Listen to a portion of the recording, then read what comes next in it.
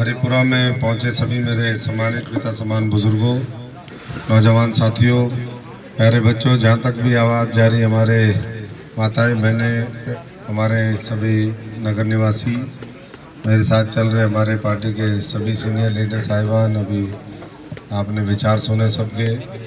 मैं आप सबका बहुत बहुत आभार प्रकट करता हूं, धन्यवाद करता हूं कि आज इस गर्मी के बावजूद और कई घंटे की देरी से, क्योंकि कार्यक्रम बहुत होते हैं और देर हो ही जाती है, लेकिन जो आपका समर्पण है, आपका त्याग है, आपकी मेहनत है, आपका ये जो संघर्ष है, ये निश्चित तौर पर आने वाले 5 वर्षों में इस भारत भूमि को, हमारे भारतवर्ष को दुनिया की तीसरी बड़ी आर्थिक ताकत बनाएगा।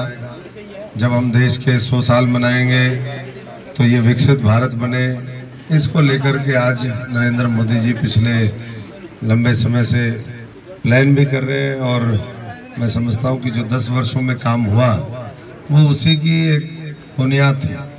उस मजबूत बुनियाद के ऊपर अब हमें 140 करोड़ लोगों के सपनों का भारत बनाना है, तैयार करना है। आज किसान, मजदूर, गरीब आदमी, नौजवान, हमारी माताएं बहनें, उनके हर वर्ग के लिए सरकार ने नई नई नीतियाँ बनाई, बिना पर्ची बिना खर्ची के नौकरी दी, किसानों के खाले नाले जहाँ भी जैसी ज़रूरत है सिंचाई की वो पहुँचाई, सोलर ट्यूबवेल लगाए इस पूरे अपने इलाके में। आज मैं समझता हूँ कि बागवानी मिशन के माध्यम से या जो सिंचाई की नई नई हमारी योजनाएं आई, हज़ारों करोड़ रुपए के यहाँ पर प्रोजेक्ट आए। किसानों के खातों में अगर फसल का नुकसान हुआ तो फसल बीमा योजना और किसान सम्मान निधि के माध्यम से 4,500 करोड़ रुपया सीधा किसानों के खातों में पहुंचा। 80 करोड़ हमारे जो गरीब लोग हैं, साधारण परिवार के लोग हैं, उनको अनाज मुफ्त दिया। 10 करोड़ से ज़्यादा शौचालय बनाए पूरे देश के अंदर। साथ साथ 4 करोड़ लोगों को उनको मकान दिया, मकान बना करके छत दी। और इस तरीके से आयुष्मान भारत, स्कूल, कॉलेज, अस्पताल थोड़ी थोड़ी दूरी पे किस तरीके से हम इस भारत के लोगों को, हमारे रानिया, हमारे सिरसा के लोगों को ताकत दे सके, ये लगातार सरकार की कोशिश हुई। डबल इंजन की सरकार रही, दोनों सरकारों ने मिलकर के काम किया।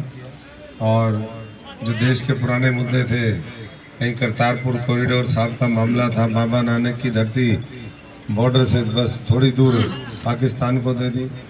ये साजिशें होती रही बहुत, और आज उस धरती को जो है कॉरिडोर बना करके हर भारतवासी वहाँ पर बिना किसी वीज़ा के, पहले अगर जाना होता था तो बड़ा मुश्किल, पाकिस्तान का वीज़ा आप सब जानते हैं कितना मुश्किल।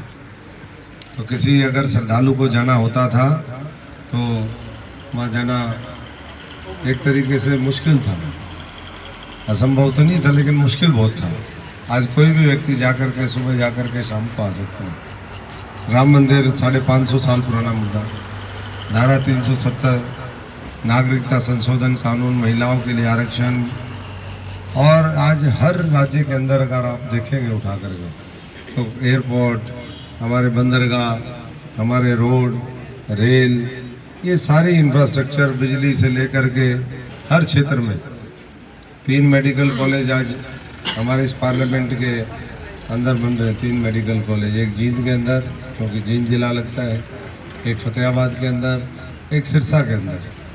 तो मैं तो इतना ही सब साथियों से कहूँगा कि आज जो विपक्ष है उसको आपने घर में बिठाने का काम कर दिया 10 वर्ष में। अब उनको लगता है किसी न किसी का सहारा ले हो और कुछ न कुछ जनता के बीच में गुमराह करने की कोशिश करो। कहते हैं ना, डूबते को तिनके का सहारा, लेकिन यहाँ तो तिनका भी नहीं है। तो ऐसी हालत विपक्ष की होगी। जिन लोगों को मौका मिला, देश 55 साल में लूट लूट के खा गए, आज वैसे जो भ्रष्टाचारी लोग हैं फिर दोबारा सत्ता में काबिज होना चाहते हैं। मैं सब साथियों से यही आग्रह करूंगा कि इस देश के चुनाव में देश के बारे में सोचें। आज मोदी जी का मजबूत नेतृत्व इस देश को पूरी दुनिया में भी आगे लेकर के जा रहा है, और अंतर्राष्ट्रीय छवि भी आप लोग देख रहे हैं हमारी। और भविष्य के अंदर हर व्यक्ति तक आने वाले समय में जो उसकी ज़रूरत है उसके मुताबिक उसको अधिकार मिले, उसको न्याय मिले, ये भारतीय जनता पार्टी की कोशिश रहेगी। 15 वर्ष से मैं भी आपके बीच में हूँ। लगातार जैसा भी राज सत्ता में रहे, विपक्ष में रहे, पैदल चले, साइकिल चलाई, जैसा भी हुआ आपकी लड़ाई लड़ी है।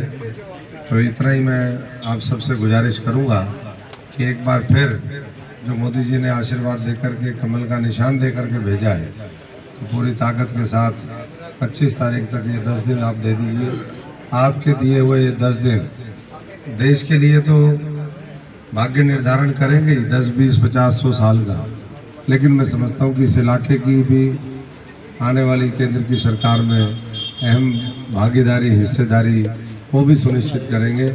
इसलिए सोच समझ करके फैसला करें, मजबूती से करें और आने वाले समय में और ज़्यादा ताकत के साथ भारतीय जनता पार्टी इस इलाके में मजबूत हो, ये हम सब लोग मिलकर के प्रयास करें। आज हमारे पास जो पिछले 2019 में 4 उम्मीदवार हमारे जो लड़े यहाँ पर, हमारे रामचंद्र कंबोज जी भारतीय जनता पार्टी के उम्मीदवार रहे, चौधरी रंजीत सिंह जी वो इंडिपेंडेंट लड़े और आप लोगों ने जिताया, प्रदेश की सरकार में मंत्री बने।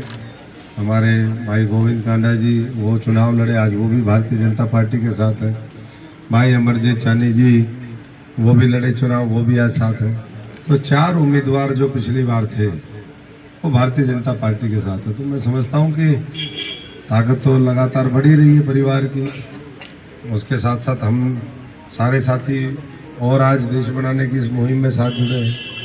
तो एक तरफा ये चुनाव हमें बनाने का काम करना है और जो लोग आज मैं समझता हूँ कि हाशिए पे चले गए हैं उनको और ज़्यादा हाशिए पे ले जाने का हम काम करें, यही मेरी सबसे प्रार्थना है, सबसे गुजारिश है।